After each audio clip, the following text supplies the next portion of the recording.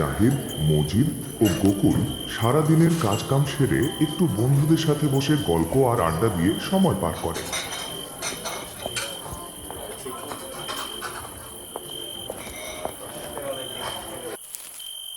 যে যার বাড়ির পথে হাঁটতে থাকে। রাত আজ অনেক হয়েছে। গোকুল গুনগুন করতে করতে বাড়ির পথে হাঁটতে শুরু করলো।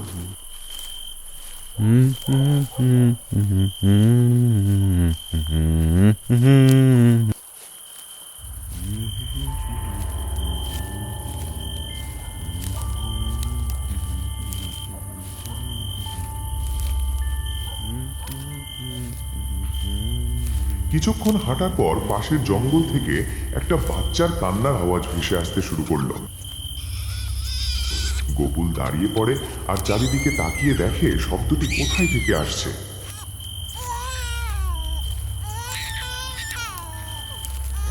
রাস্তা থেকে নেমে জঙ্গলের ভেতরে হাঁটতে শুরু করলো গোকুল।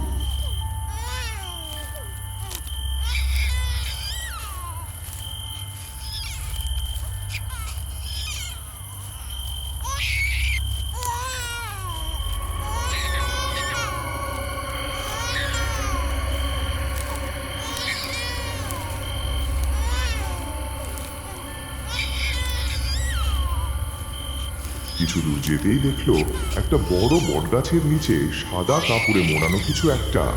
ওইখান থেকে কান্নার আওয়াজটি আসছে। কাছে দেখলো একটি বাচ্চা। গোকুল চারপাশ তাকিয়ে বাচ্চাটি কোলে তুলে নিল। এই বাচ্চাটি কার, আর এত রাতে এখানে কেন?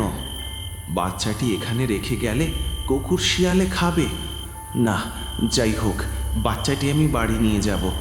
কাল সকালে গ্রামের লোকজনকে নিয়ে একটি ব্যবস্থা করব। এই বলে গোকুল বাচ্চাটিকে কুলে নিয়ে হাঁটতে শুরু করলো।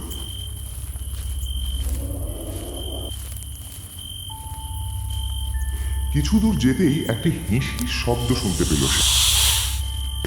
এদিকে ওদিকে তাকিয়ে কিছুই দেখতে পেল না। হঠাৎ তার চোখ গেল বাচ্চাটির দিকে। সে দেখলো বাচ্চাটি আর মানুষের বাচ্চার মতো না, তার পুরো শরীরে সাপের আঁশের মতো। সে এত ভয় পেল যে বাচ্চাটিকে তুলে ছুঁড়ে ফেলে দেয়। ও মাগো, বাঁচাও বাঁচাও! ও মাগো, চিৎকার করতে করতে বাড়ির উঠানে গিয়ে পড়ে। তার চিৎকার শুনে বাড়ির আশেপাশের লোকজন জড়ো হয়ে পড়ে। হ্যাঁ রে গোকুল, কি হয়েছে তোর? ভয় পেয়েছিস নাকি? শুরু থেকে শেষ পর্যন্ত কি হয়েছে গোকুল সব কিছু খুলে বললে গ্রামের লোকজন তাকে দোয়া কালাম করে পানি খেতে দিয়ে যে যার বাড়িতে চলে যায়। গোকুল ঘরে গিয়ে ভয়ে ভয়ে ঘুমিয়ে পড়ে। রাত তখন গভীর। গোকুল স্বপ্নে দেখে মাটি ভেদ করে একটি অবয়ব বের হয়ে রক্ত চোখে তাকিয়ে আছে গোকুলের দিকে, আর সাপের মতো ফিস করছে। গোকুল বুঝতে পারছে না এটা মানুষ না সাপ। হঠাৎ তার ঘুম ভেঙে যায়।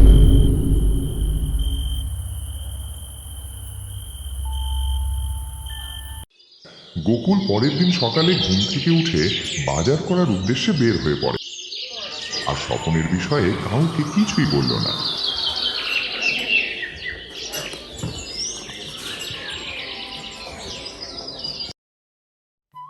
সে বাজার থেকে বিশাল একটি মাছ কিনে এনে তার বউকে দেয়।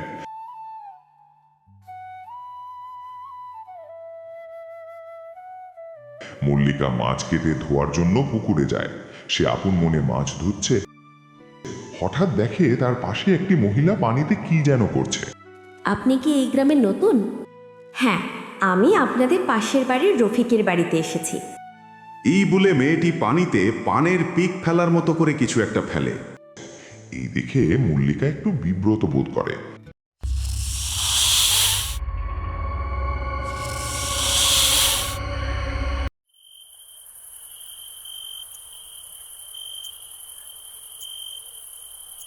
রাতে খাওয়া দাওয়া সেরে গোকুল পানি পান করে ওঠার পর থেকেই তার প্রচন্ড পেট ব্যথা শুরু করে।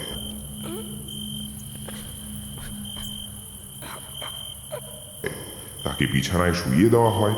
একসময় সে ঘুমিয়ে পড়ে। স্বপ্নে আবার সে সাপের অবয়বরূপী মেয়েটি আসে আর বলতে থাকে,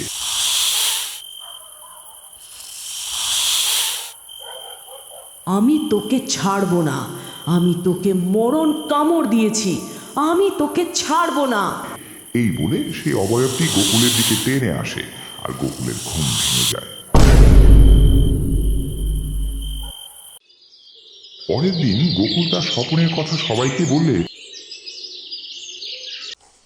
পাশের গ্রামের নামকরা তান্ত্রিক রঘুকে নিয়ে আসে।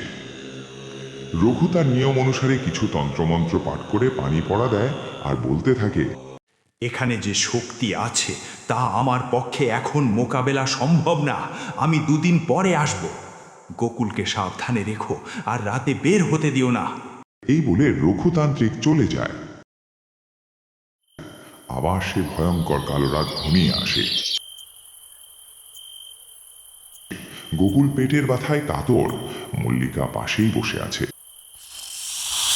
হঠাৎ ঘরের বাইরে থেকে একটি হিঁস হিঁস শব্দ হওয়া শুরু করলো। মল্লিকা ভয়ে কিছু বলতে পারছে না, তবুও সাহস করে হেরিকেন হাতে নিয়ে বের হয়ে পড়ে দেখার জন্য ঘরের পেছনে কি হিঁস হিঁস করছে।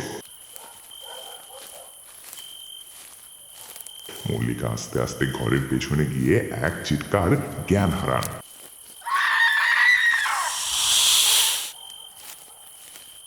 বাড়ির পাশের লোকজন এসে তাকে উদ্ধার করে। জ্ঞান ফিরলে রাতে কি দেখেছে সবাইকে বলে। এর মধ্যে রঘুতান্ত্রিক এসে হাজির। সব শুনে সে সিদ্ধান্ত নেয় সেই সাপরূপী জিনকে হাজির করবে।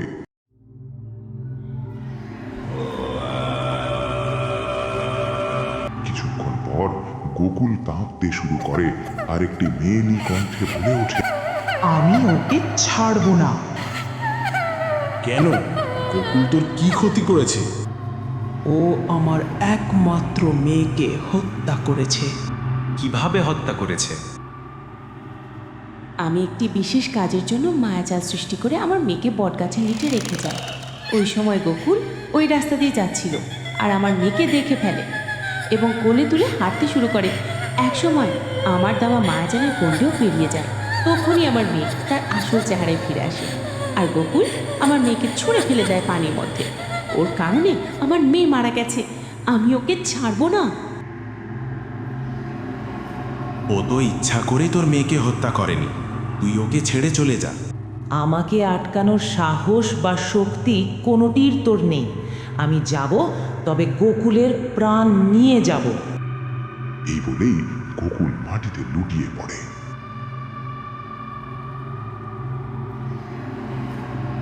বিষকন্যা গোকুলের প্রাণ পাখি